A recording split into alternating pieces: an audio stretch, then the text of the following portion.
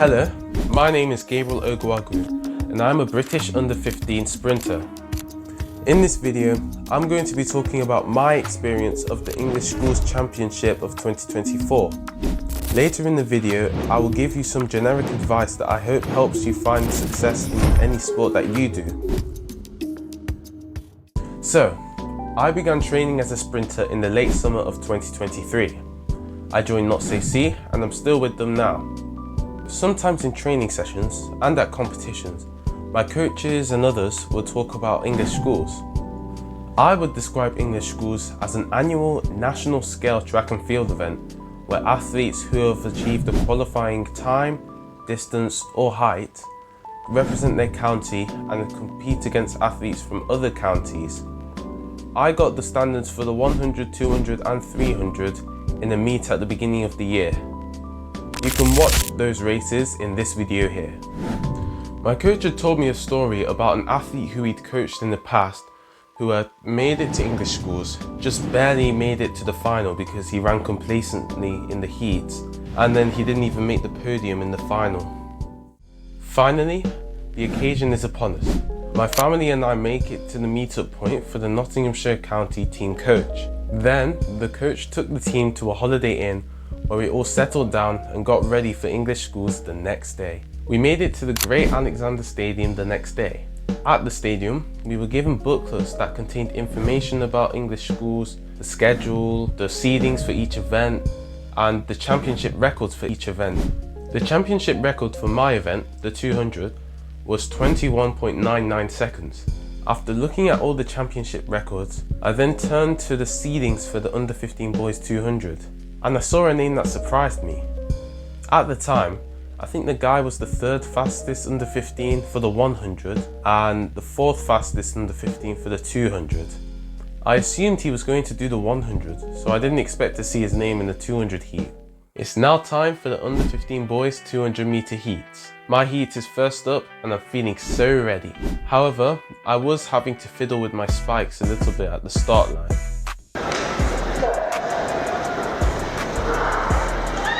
They're away first time. Good running, second from the outside. Thompson's already up onto the shoulder of Latasek. Ogaguru now beginning to pull away.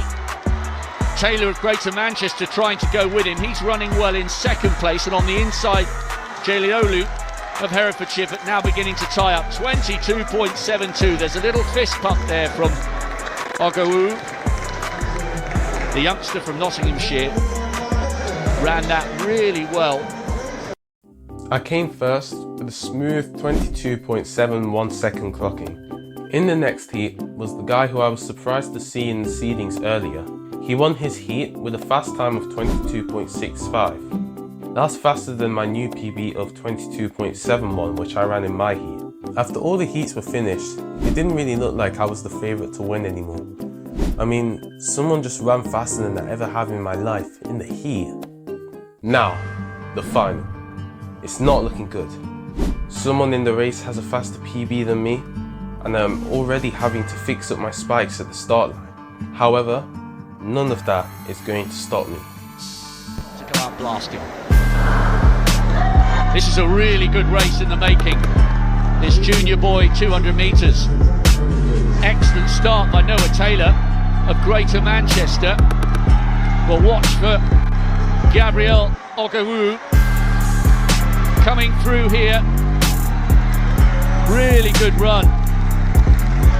Great win for the Nottinghamshire athlete, 22.51. That is a great time. That's right, I got the win with a huge PB at the time of 22.49 seconds. My family, coaches and friends were also happy for me, and I'm still super thankful for all their support. Thank you for listening to my story. To show my gratitude, I will now highlight 8 things from my story that I think could help you in your own sporting endeavour. Number 1. Set a clear goal and stay committed to it. My journey as a sprinter began with the goal of becoming one of the fastest boys in my country. Having a clear goal is important because it provides focus, direction and motivation, helping you stay on track and measure progress towards achieving what you want.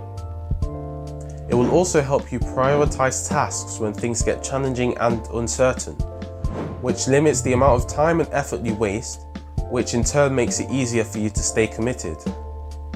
You can get better at setting clear goals for yourself and staying loyal to them by getting into the habit of documenting your goals.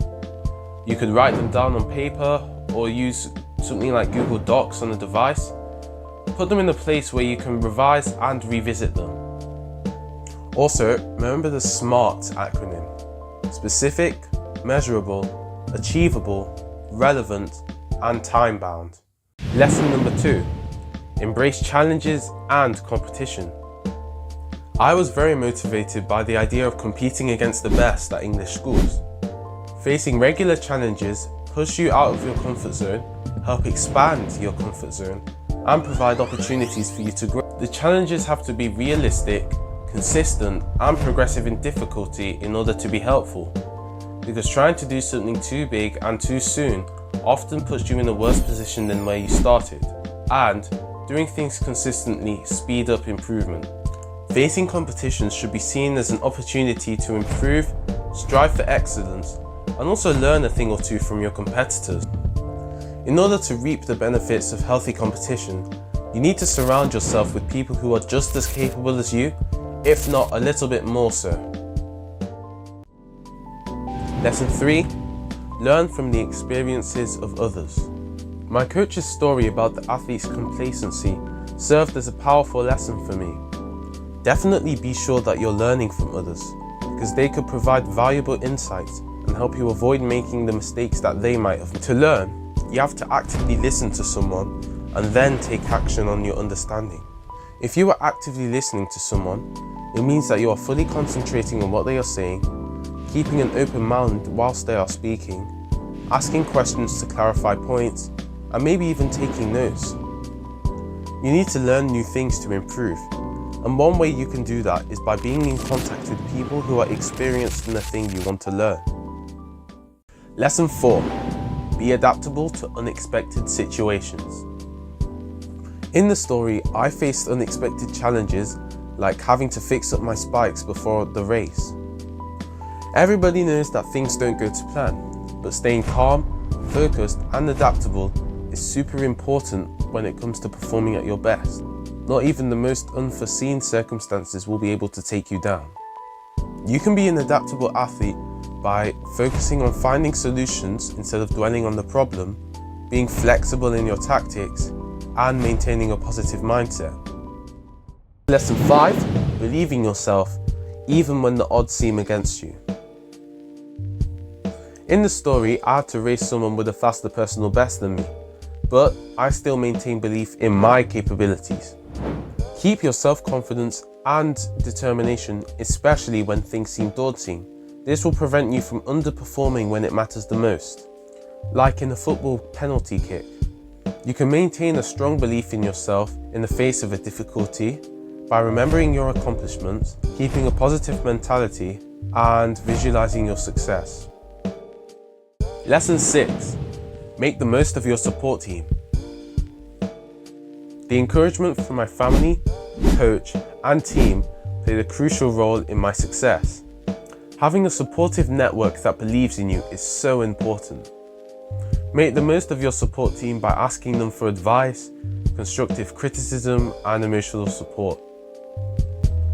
Lesson 7, focus on your own performance. Although I was aware of my competitors' time, I remained focused on my own race plan and strategy. Concentrating on your performance allows you to identify the areas you need to develop, set appropriate and realistic goals, and accurately measure your progress. Worrying about your competitors' performances can lead to anxiety and distraction, which hinders your performance. And the final lesson. Lesson 8 is to celebrate your successes. I went to the first training session after English schools not to train, but to take pictures, celebrate, and acknowledge all the great support that I had. It's very important to stop and recognize all your achievements so that you can maintain your drive to keep achieving, maintain a positive mindset, and just take a well-deserved break.